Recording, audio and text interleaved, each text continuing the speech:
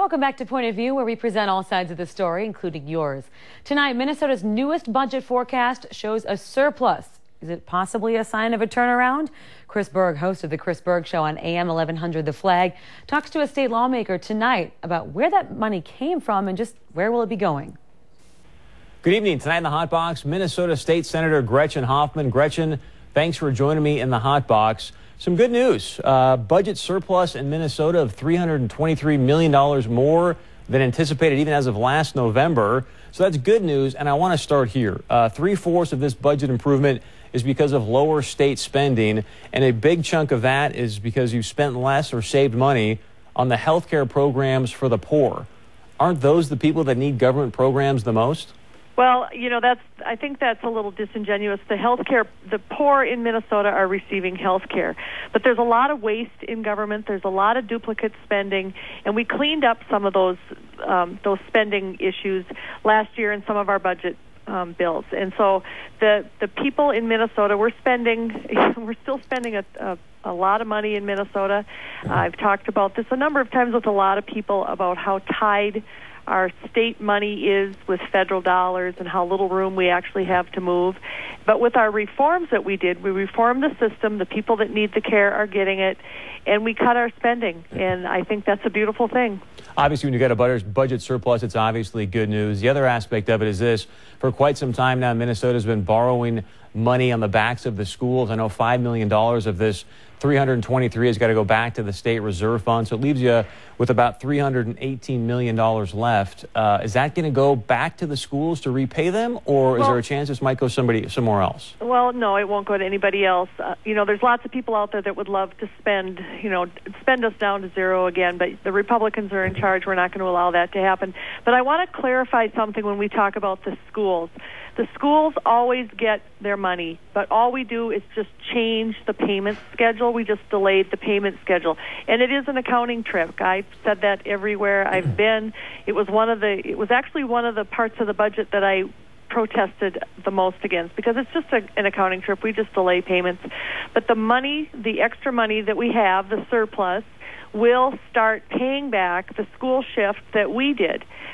We did about a $700 million school shift last year. We're going to start paying that back.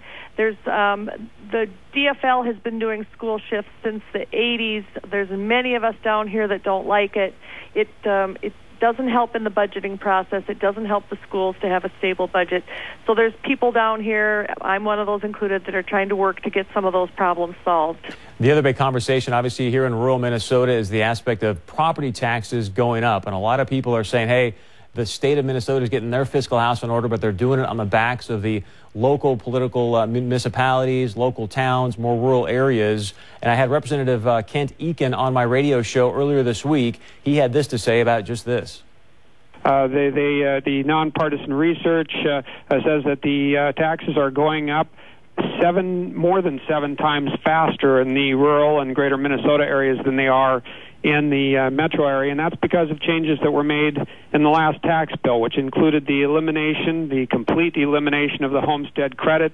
It included cuts to programs like local government aids, which forces property taxes up at the local levels, and it all hits the rural and greater Minnesota areas the hardest. Essentially, he's blaming you, the Republican policies, for property taxes going up in local rural areas, you say? Well, I disagree with Representative Eakin. That is the same that the Democrats have been using for years. Look, I've lived in Minnesota for 30 years, and my property taxes have never gone down.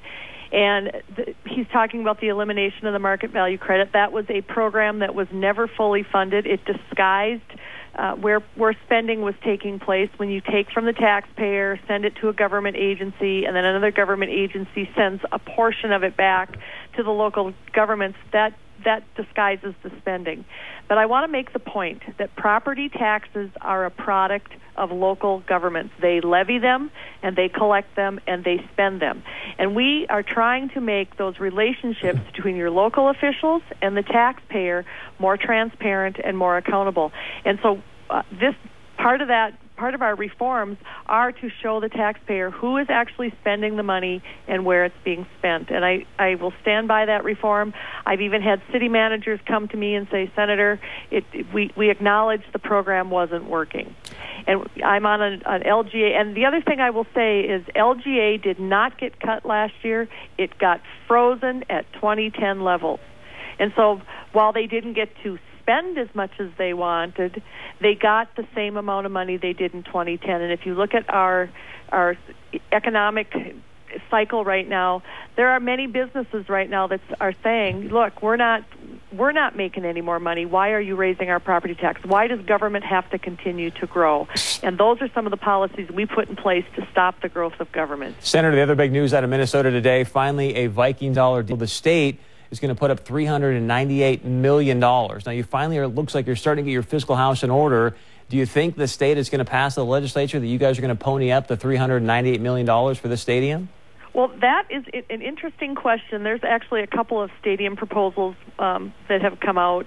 One that I would favor more, Senator Chamberlain brought out, with no tax money, no gambling money. The stadium will be privately owned and operated. The bill is site neutral, meaning the Vikings can build wherever they want, but it brings partnerships in, the Vikings, the NFL, the business community, and the state.